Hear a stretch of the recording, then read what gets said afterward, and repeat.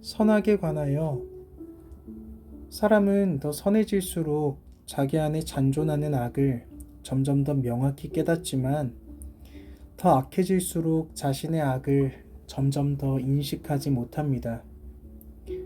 적당히 악한 사람은 자신이 썩 선하지 못함을 알지만 철저히 악한 사람은 자신이 괜찮은 줄로 생각하는 것처럼요. 사실 이건 상식입니다. 수면에 대한 이해는 잠자는 중이 아니라 깨어있을 때 생겨나죠. 계산상의 착오도 머리가 제대로 돌아갈 때 보이는 법이지 실수하는 중에는 보이지 않습니다. 취했을 때 어떤 모습인지는 술에 취해 있을 때가 아니라 맨정신일 때 깨달을 수 있는 법이죠. 선한 사람은 선도 알고 악도 알지만 악한 사람은 둘 다 모르는 법입니다. 안녕하세요. 5월 18일 목요일 정원교회 라디오 인사드립니다. 오늘은 선악에 대한 인간 이해에 관하여 C.S. 루이스의 순전한 기독교를 인용하면서 시작했습니다. 선악에 관하여 선악의 기준과 구분, 속성을 탐구하고자 할 때 하나님의 존재에 대해서 인정하지 않고는 다음으로 넘어가기가 참 어렵습니다.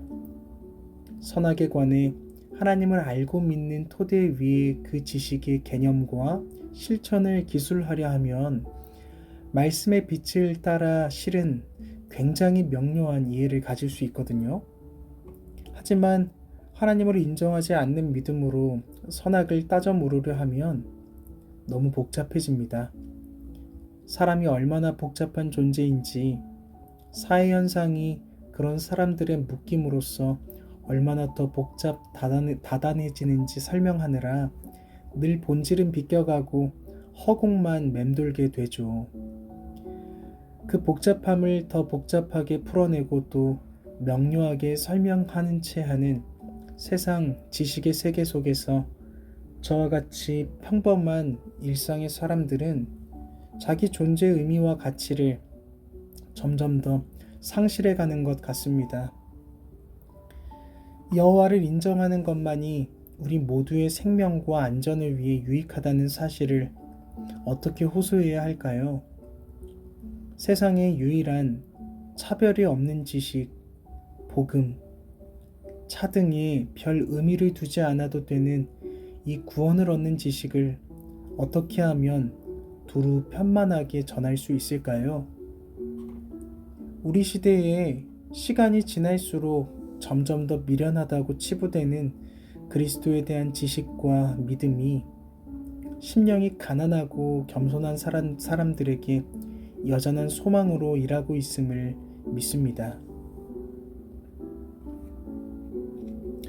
그럼 오늘의 감사 기도를 읽어드릴게요. 제목은 이렇습니다. 살아있는 신자 되게 하소서. 한 줄이라도 나의 입술로 기도하게 하소서. 한 소절이라도 내 목소리로 주님을 찬양하게 하소서. 나의 1분이라도 주님을 위해 행동하게 하소서. 기도를 계속하고 기도에 감사함으로 깨어있으라. 골로새서 4장 2절 말씀.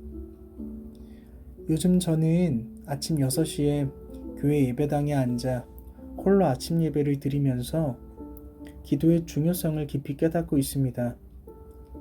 시편 3편에서 다윗도 절망 중에 아침을 깨우며 이런 기도를 드리거든요.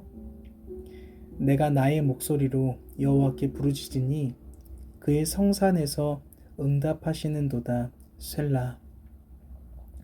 영혼을 깨우는 소리입니다. 사실 기독교 믿음은 일반 사람들이 크게 보는 일들 때문에 걸려 넘어지는 경우는 별로 없다고 생각합니다. 우리에겐 사소한 것들이 제일 중요해요. 아침 기도, 말씀 묵상, 저녁 기도, 그 사이에 적절한 운동, 적당한 식사, 좋은 관계 등.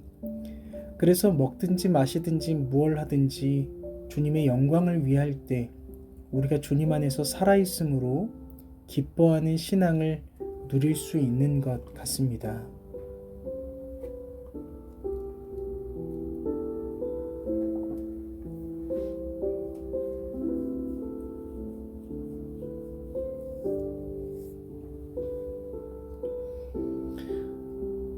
그럼 토마스 아킨피스의 그리스도를 본받아 신실한 영혼과 내밀히 대화하시는 예수님, 이 부분을 낭독하고 나누도록 하겠습니다. 주님의 속삭이는 음성에 귀를 기울이십시오. 우리가 주님에게로 향할 때 그분과 끊임없이 대화할 수 있으며 마음속에 영원한 것을 느낄 수 있고 모든 일을 그분께 맡길 수 있습니다. 여호와 하나님께서 하시는 말씀을 듣겠습니다. 하나님의 말씀을 들으며 그분의 입에서 위로를 받는 사람은 복 있는 사람입니다. 하나님의 작은 속삭임에 귀를 기울이고 세상의 속삭임에는 주의를 기울이지 않는 사람은 복 있는 사람입니다.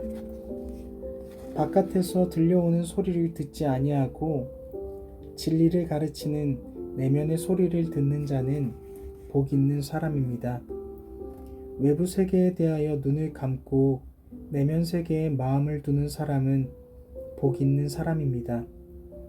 내면 세계로 깊숙이 들어가서 매일매일의 기도를 통해 하나님 나라의 비밀을 알려고 자신을 더욱 단련하는 사람은 복 있는 사람입니다. 하나님을 위한 시간을 갖길 열망하며 세상의 모든 장애물로부터 자신을 해방시키는 사람은 복 있는 사람입니다. 내 영혼아, 이러한 일들에 주의를 기울여서 모든 감각의 문에 열쇠를 채우고 하나님이 네 안에서 하시는 말씀을 들을 수 있도록 하라. 나는 네 구원이요 평강이요 네 생명이다. 너희는 나와 함께 있어라. 그러면 평강을 얻을 것이다.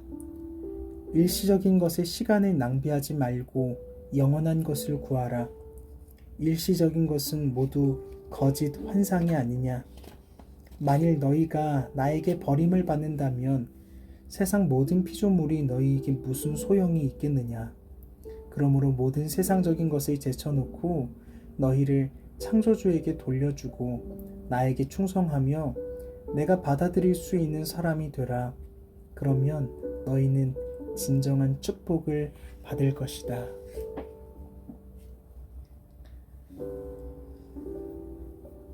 지멜리아 선교사님이 남기신 말씀이 떠오르네요. 영원한 것을 얻기 위해 영원하지 않은 것을 버리는 사람은 결코 바보가 아니다. He is not fool who gives what he cannot keep to gain that which he cannot lose. 그대로 읽어보면 잃어버릴 수 없는 것을 위해 지킬 수 없는 것을 내어주는 사람은 바보가 아니라는 거죠. 우리 일상의 선교가 같은 맥락에 서 있다고 생각합니다. 결국 영원한 건 그리스도 안에서 하나님과의 깊은 교제뿐이니까요. 하나님 한 분만을 기뻐하기 위해 그 외에 다른 것들을 포기하는 것만큼 지혜로운 일은 없습니다. 잠언이 잘 설명하잖아요. 지혜란 여호와를 경외하는 데서 시작하기에 악을 버리는 게 명철이라 하죠.